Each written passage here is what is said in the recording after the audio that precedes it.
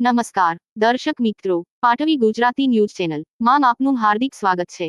આણંદ જિલ્લા આંકલાવ તાલુકાના જોશીકુવા ગામ તારીખ 12/7/2024 ના રોજ જોશીકુવા પ્રાથમિક શાળામાં બાળ સંસદની ચૂંટણી કરવામાં આવી હતી।